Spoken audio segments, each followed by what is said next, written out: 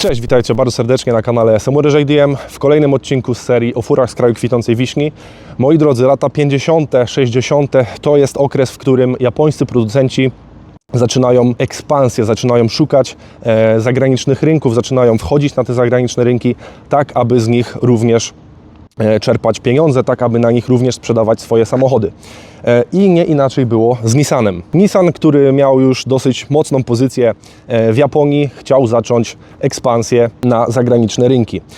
A tuż za Wielką Wodą był taki kraj, który bardzo lubił samochody, bardzo miał dużo ropy, miał pieniądze i lubił szerzyć demokrację. To akurat w tym kontekście mało istotne, oczywiście Stany Zjednoczone. Pojawił się jednak pewien mały problem, ponieważ nazwa Nissan dla Amerykanina nie brzmiała ani znajomo, ani atrakcyjnie, a jeśli już się z czymś kojarzyła, to raczej niezbyt pozytywnie przez wydarzenia sprzed plus minus 20 lat. No, co ciekawe, akurat na przykład Porsche dla Polaków nie brzmi już najgorzej, a Junkers również kojarzy się raczej ciepło. To właśnie z tego powodu, przez ten brak rozpoznawalności, ale też i przez to, żeby w razie klapy eksportowej Datsuна ta klapa nie była jednoznacznie kojarzona z klapą Nissana, pod taką właśnie nazwą zaczęto te pojazdy eksportować. A nazwa Datsun wywodziła się już z lat 30. Nazwa Datsun wywodziła się od firmy Kashinsha Motor Car Works, firmy, która w uproszczeniu była raczkującym Nissanem i firmy, która stworzyła jeden z pierwszych samochodów osobowych w Japonii i nazwali go DAT od pierwszych liter nazwisk projektantów, założycieli firmy. W kolejnych latach stworzyli oni także kolejny pojazd, który był jednak mniejszy, a jako że był mniejszy i młodszy, to można było powiedzieć, że był to taki syn Data, czyli Dat-son. Natomiast słowo son w japońskim oznacza utratę, a w takiej Japonii dużo bardziej przykłada się wagę do symboliki, jakichś znaczeń niż na przykład w takiej Polsce. Dlatego tą nazwę son zmieniono na sun. Po pierwsze, żeby brzmiała pozytywnie, po drugie, żeby nie było to son, ten zły omen, a po trzecie kojarzyła się dzięki temu także z Japonią. I tak powstała nazwa Datsun. Najpierw była to nazwa konkretnego modelu, a później nazwano tak całą markę. Matko Boska, jaka długa dygresja, żeby wytłumaczyć, skąd powstała nazwa Datsun. Choć Nissan początkowo do Ameryki eksportował małe, ekonomiczne modele, takie na przykład jak pierwszy eksportowany Datsun 1000 czy Datsuny serii 300, nazywane wewnętrznie Bluebeardami, wiedział, że aby podbić ten rynek, żeby podbić serca Amerykanów, potrzebuje czegoś więcej, potrzebuje auta, które zachwyci osiągami, zachwyci swoją stylizacją, a jednocześnie nie zrujnuje portfela kupującego. Tym bardziej, że są to lata, kiedy Ford już dosyć działa w kwestii Mustanga. Tam 62-3 rok to już Ford mocno nad nim pracuje, żeby chyba go puścić w 64, o ile się nie mylę. I ten pomysł na Mustanga, czyli na mały, sportowy, dosyć ekonomiczny samochód, w sensie budżetowy samochód, trybi, więc Nissan tym bardziej stwierdza, że warto iść w tym kierunku. I tak rodzi się pomysł na Datsuna 240Z, czyli małe, sportowe, tanie coupé, które ma pokazać, że Nissan też potrafi tworzyć samochody równie ekscytujące jak Ford. No w tym kontekście ekscytujące jak Ford, w kontekście stricte Mustanga, czy jakiegoś Chevroleta, czy chociażby Toyoty, która wyskoczyła ze swoją 2000 GT. Nissan jednak przy tym wszystkim zaoferował osiągi bardzo zbliżone do Porsche 911 czy Toyoty 2000 GT, a zachował bardzo niską cenę, ponieważ taka 911 w tamtym okresie, w tamtym czasie kosztowała ówczesne 9-10 tysięcy dolarów. Taka 2000 GT to było około 7 tysięcy złotych, a 240Z w momencie debiutu, najpierw na rynek wewnętrzny w 69, był wyceniony na coś w okolicach 3,5 tysiąca dolarów. Tak więc różnica kwotowa była naprawdę znaczna. Więc tak jak już powiedziałem, Nissan w roku 1969 wypuszcza na rynek wewnętrzny Nissana Fairlady 240Z. Rok później puszcza go na rynki eksportowe i był to strzał w dziesiątkę. Egzotyczny wygląd, fajne osiągi, przystępna cena, no to było coś, co naprawdę przede wszystkim Amerykanów urzekło, coś co chcieli kupować. W przeciągu pierwszego roku sprzedano 16 000, około 16 000 modeli, egzemplarzy tego właśnie pojazdu. No a konkurencja, czy to amerykańska, czy nawet europejska, powinna zaczynać się już trochę bać. I tak narodziła się, myślę, że nie przesadzę w tym momencie, mówiąc, że legenda Datsun Nissan 240Z, czyli bohater dzisiejszego odcinka.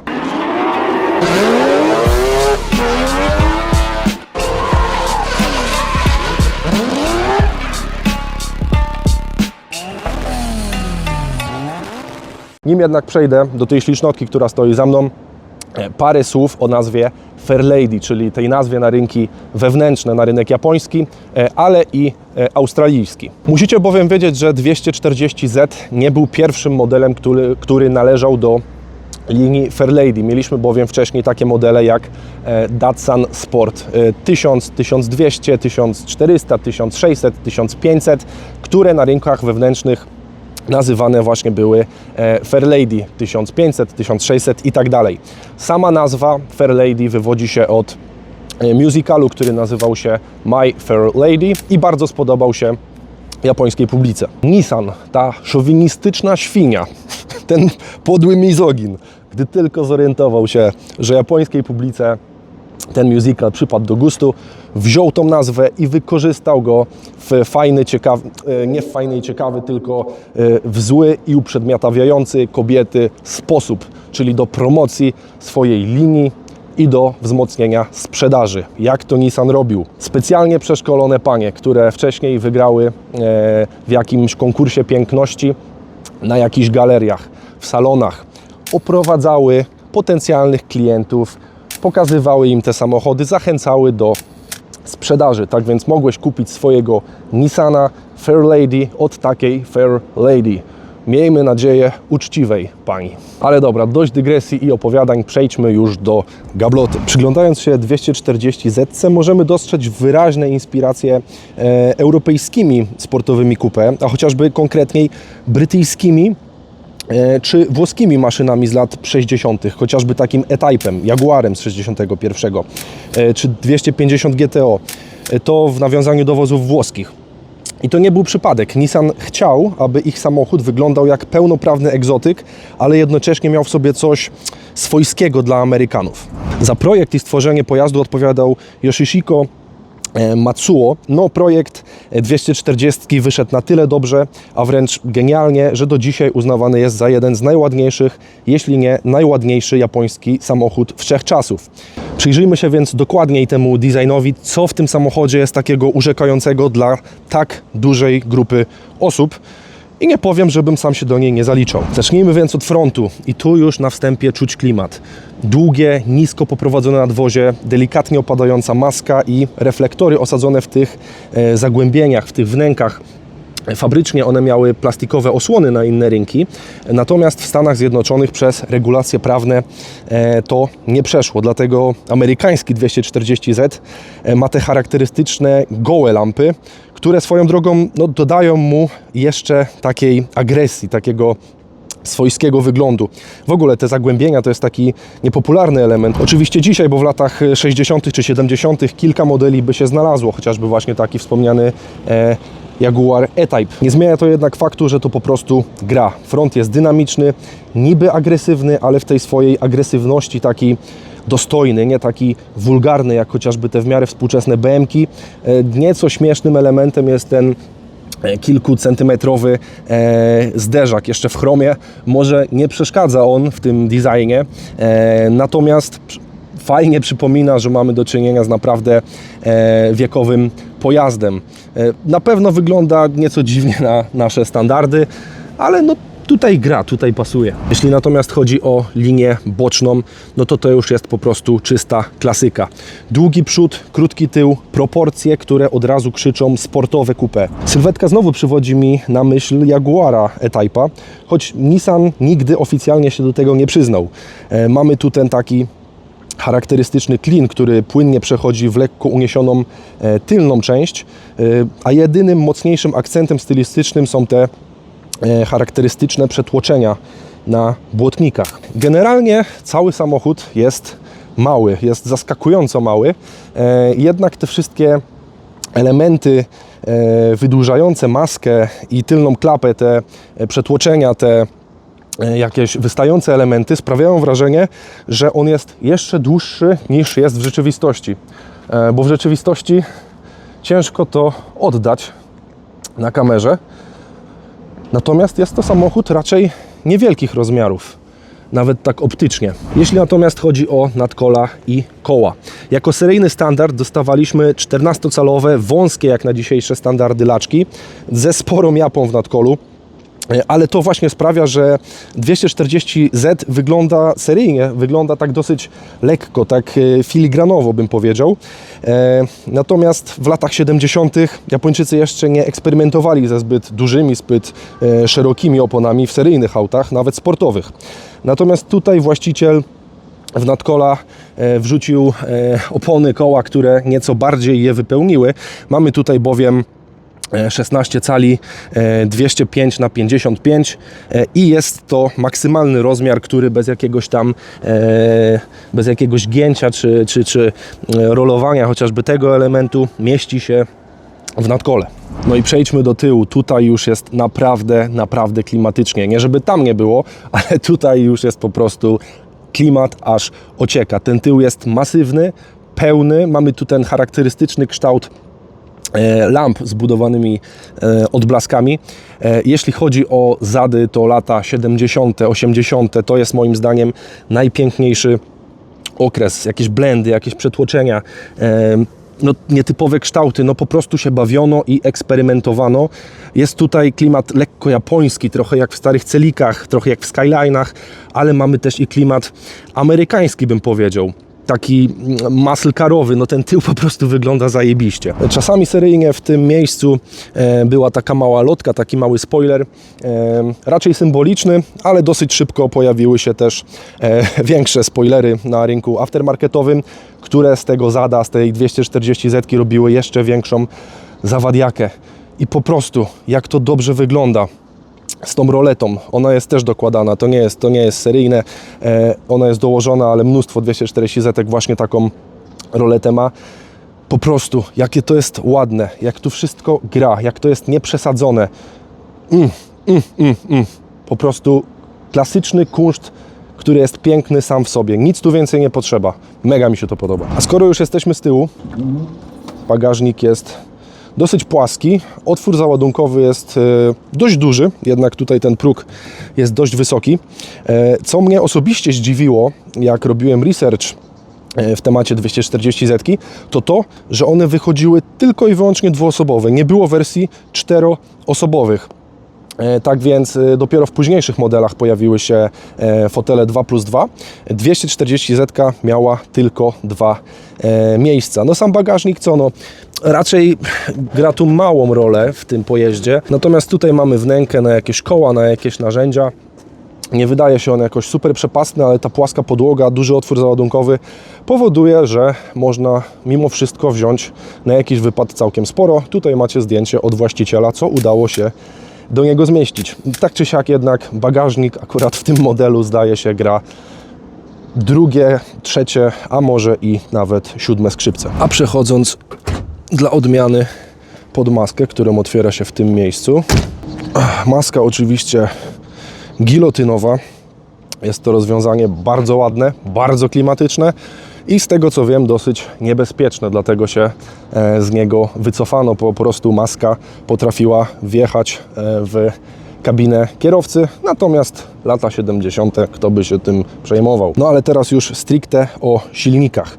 Fairlady 240Z, czyli na rynku wewnętrznym, nie taki jak tutaj mamy, otrzymała silnik L20, 2-litrową, 6-cylindrową oczywiście benzynę. Moc pierwotnie 130, później pod normy emisji 125 koni. Była również wersja Z432 z S20, 160 koni, 4 zawory na cylinder, 3 gaźniki, 2 wałki, jednak wyszło ich około 400 sztuk stricte pod homologację rajdową. Natomiast Datsun, czyli taki koleżka jakiego mamy tutaj, miał już silnik rzędowe L24 o pojemności 2,4 litra, klasyczne SOHC czyli jeden wałek w głowicy, 2 gaźniki Hitachi, chociaż czasem w Europie zdarzało się też inne rozwiązania.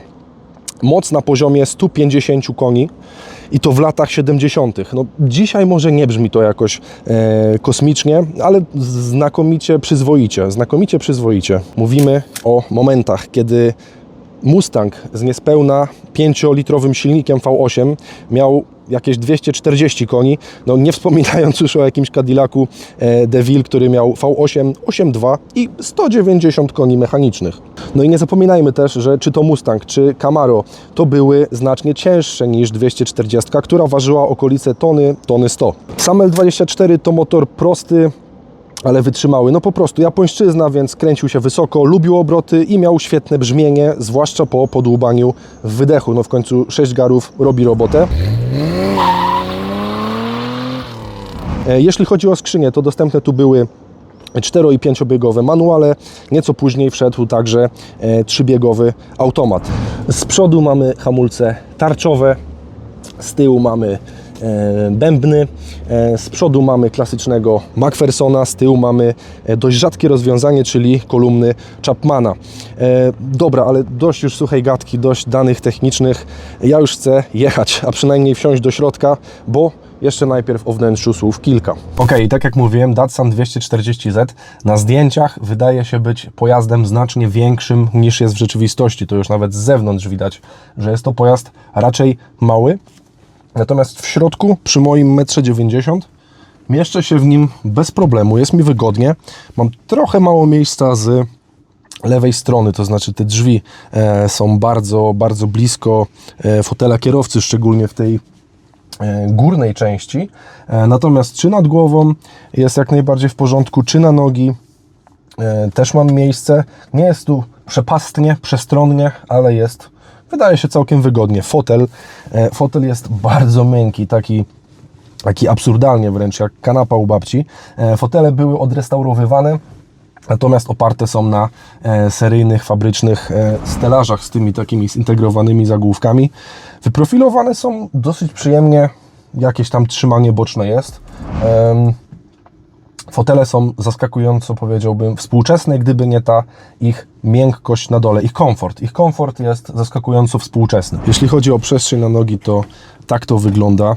No, mamy tutaj zdecydowanie więcej miejsca na długość niż na szerokość, dlatego jeśli się bardziej położymy, mocniej odsuniemy, to bez problemu sobie te nogi gdzieś tam zaaranżujemy, że tak powiem.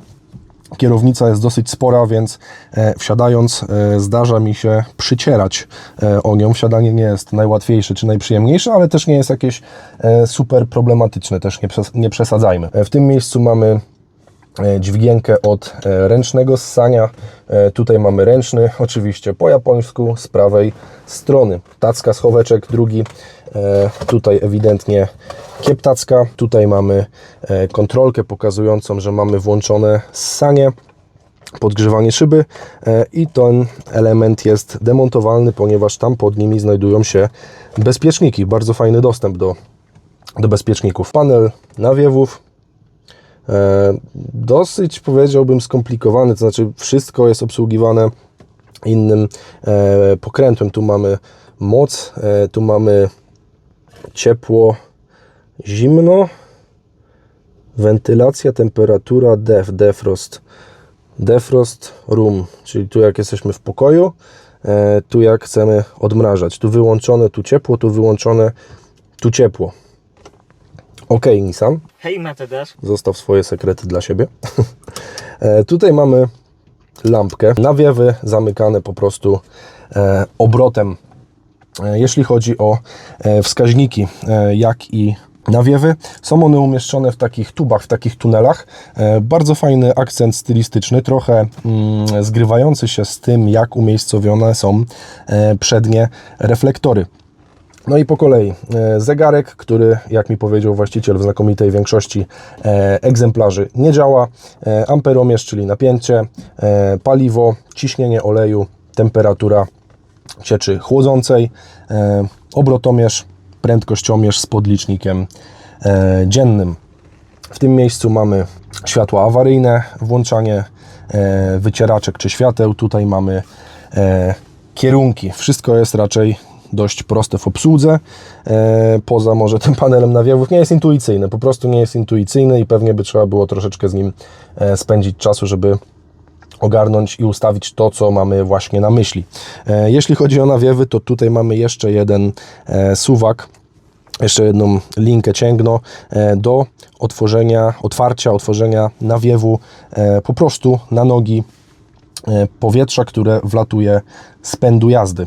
Czyli można powiedzieć, otwieramy klapkę, która bezpośrednio z drogi wieje nam na nogi. A propos nóg, to też bardzo ciekawie została rozwiązana kwestia podstopnika.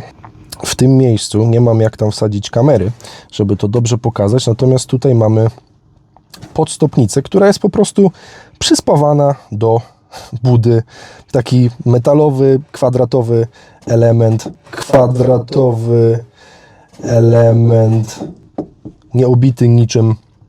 Bardzo mi się podoba, jak to zostało rozwiązane. Masz podstópkę, proszę bardzo, nie zadawaj więcej pytań. Tam mamy cięgno od maski. Ciekawie została rozwiązana też kwestia klamek, ponieważ są one bardzo nisko, właściwie na wysokości fotela, co właściwie jest dosyć wygodne. W tym miejscu jeszcze element do zamykania drzwi i tutaj tak samo, może być jeszcze jako podłokietnik, korbki i w tym miejscu mamy jeszcze schowek, który tam zbyt duży nie jest, ale jest. I to właściwie tyle. Wnętrze dosyć proste, ascetyczne, ale bardzo przyjemnie wykonane.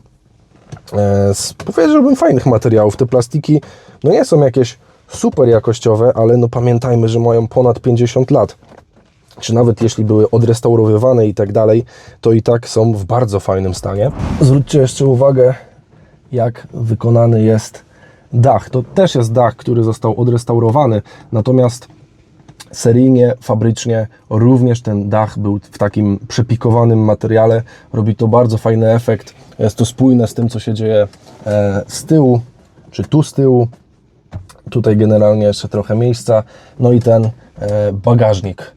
Ciekawe, czy to by dzisiaj przeszło, że to jest po prostu otwarte, nijak odgrodzone od przestrzeni pasażerskiej. Wydaje mi się, że nie, ale jest to całkiem wygodne. Podsumowując wnętrze, nie powiedziałbym, że siedzę w samochodzie, który ma ponad 50 lat. I nie mówię tutaj o stanie, bo środek był odrestaurowywany. Natomiast o całości wykonania, o ergonomii. Słysząc, że samochód ma ponad 50 lat, spodziewalibyśmy się większego upośledzenia tego wszystkiego. Tutaj nie wygląda to źle. Wygląda dobrze i wygląda ciekawie.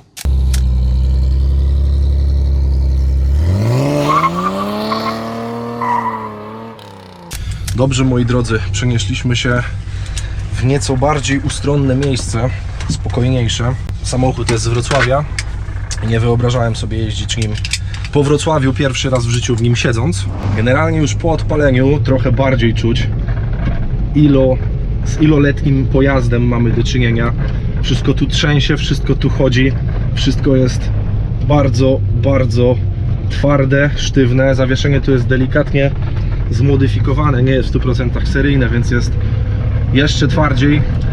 Reakcja na pedał gazu jest bardzo fajna, ale gaz chodzi dosyć sztywno. Wszystko tu słychać, wszystko tu się trzęsie. To jest tak ostre, tak bezpośrednie doznanie, że jest to coś naprawdę ciekawego i przyjemnego, naprawdę przyjemnego. Nie dla każdego. Wspomagania kierownicy oczywiście nie uświadczymy. Skrzynia 4-biegowa w tym konkretnym egzemplarzu 3000, jest dosyć głośno, tak jak słyszycie, ale auto jak na te lata, jak w ogóle na jakiekolwiek lata, a jak na te lata to już szczególnie, jest naprawdę bardzo zwarte, responsywne, nie ma żadnego luzu na przekładni kierowniczej. Jest po remoncie oczywiście, ale nadal, że sama konstrukcja pozwala na to, żeby stworzyć to tak, żeby było w 100% zwarte, spójne, bardzo, bardzo przyjemne. Czwarty bieg, ostatni, 2000 obrotów, 30 mil na godzinę, czyli około 50, jak szybko liczę. On też się zbiera, on się nie dławi, on się nie męczy. Możemy z tych dolnych partii obrotowych również całkiem żwawo wstać. Pozycja za kierownicą, no przyjemna, sportowa, taka go-kartowa. Ten fotel do jakiejś sportowej jazdy jest troszeczkę za miękki, za bardzo się w niego wpada, ale całkiem przyjemnie trzyma. Lusterka, jeśli chodzi o lusterka, one są mega małe i praktycznie nic w nich nie widać. Muszę się posiłkować głównie tym lusterkiem centralnym. Bieg, pamiętajcie, on się napędza i przy 3000 jest już naprawdę głośno, ale jak przyjemnie głośno.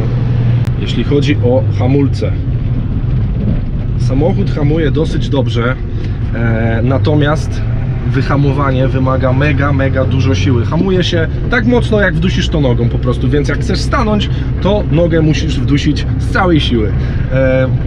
Tu powinno być jakieś wspomaganie hamowania. Właściciel wspomniał, że być może jest jakaś nieszczelność, być może nie działa to do końca tak, jak powinno. Natomiast no, w tym momencie naprawdę trzeba mieć silną, prawą łydkę. Nawrotka. Samochód jest dosyć zwrotny, z tym nie ma większego problemu. I jak już jedzie, to nie ma też problemu a propos kręcenia kierownicą. Dobra. Pierwszy bieg nie będę dzisiaj, przynajmniej ja podpytam jeszcze właściciela, czy może on by spróbował, ale ja nie będę ze startu zatrzymanego mu dawał, mu deptał, po prostu z szacunku, troszeczkę ze strachu, ale przede wszystkim z szacunku do tego, że ten samochód ma ponad 2 razy tyle lat co ja. No dobra, ale pierwszy bieg myślę, że też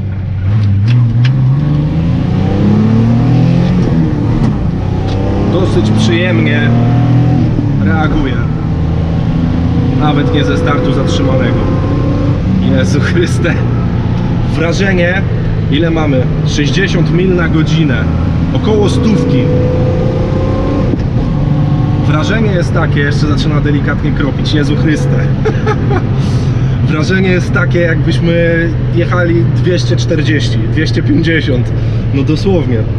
Tak więc auto, można powiedzieć, mimo braku ABS-u, kontroli trakcji, jakichś innych dziwnych, komunistycznych, kapitalistycznych, przepraszam, wymysłów, jest bezpieczne, bo wydaje nam się, że jedziemy dużo szybciej niż w rzeczywistości, ale to doznanie jest bardzo przyjemne, brutalne. Redukcja na truje i but.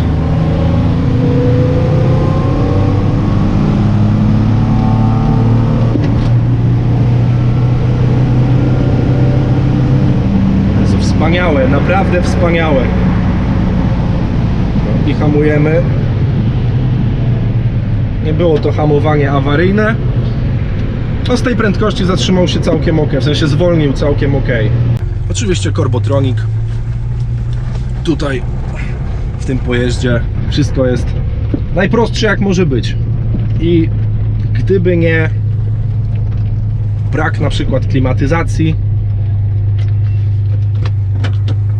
to do jazdy na co dzień ja bym tu nie widział problemu. Oczywiście ono jest trochę toporne. Te kręcenie przy takich manewrach parkingowych nie jest najprzyjemniejsze i tak dalej.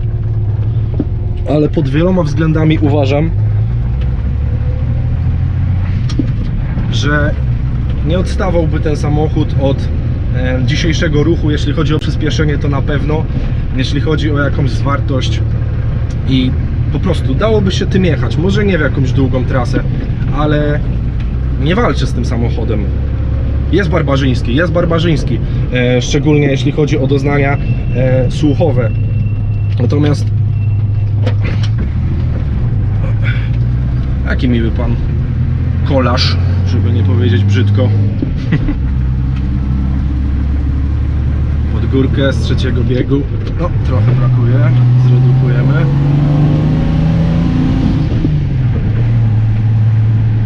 Jeździ się tym, pomijając aspekt słuchowy, bardziej współcześnie niż na przykład Micrą K10, którą przedstawiałem wam na kanale. Jeśli chodzi o tą barbarzyńskość, to trochę porównałbym ją do Zetkę, porównałbym do Accorda Type R. Tam też było głośno, tam te manipulatory były twarde i tak dalej. Tu jest podobny poziom, mimo że różnica w pojazdach i w latach tych pojazdów, w latach produkcji jest przeogromna. Natomiast plasuje się to podobnie, przynajmniej na tyle, co pamiętam.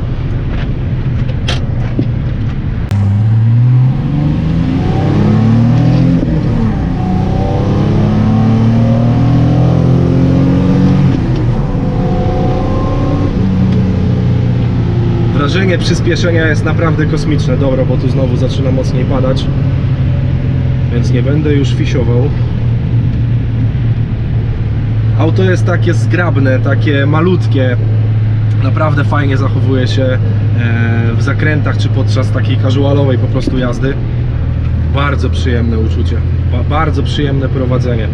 Nie dziwię się, że jeśli za cenę 3500 złotych, dolarów, można było wyposażyć się w taki pojazd w latach 70., to że 240Z osiągnęła tak duży sukces.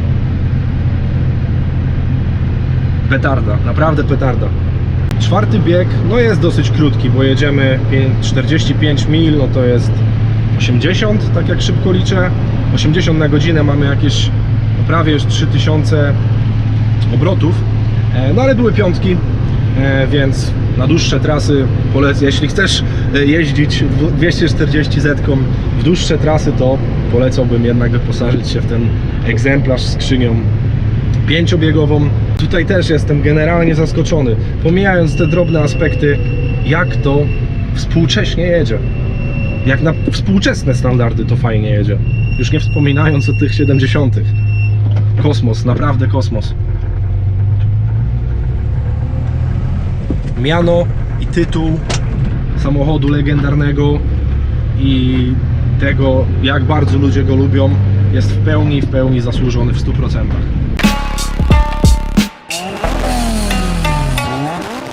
Przechodząc do szybkiego podsumowania, koszty. Zacznijmy od tego, że tego typu pojazdy pod kątem stricte racjonalnym nigdy nie będą wypadać jakoś wybitnie. No pomijam tu spekulacje na klasykach, ale po prostu w tych pieniądzach znaleźlibyśmy auto szybsze, wygodniejsze, bardziej komfortowe, ale tutaj nie o to chodzi. Sam zakup to koszt w granicach od 30-40 tysięcy złotych do nawet 80 czy 100, przy czym te tańsze egzemplarze to będą świetne bazy na projekt lub do drobnych poprawek blacharsko-lakierniczych, czyli mówiąc w skrócie do remontu kapitalnego, natomiast od tych 70, 80, nawet 100 tysięcy, no to znajdziemy już pojazdy w pełni sprawne, gotowe do jazdy.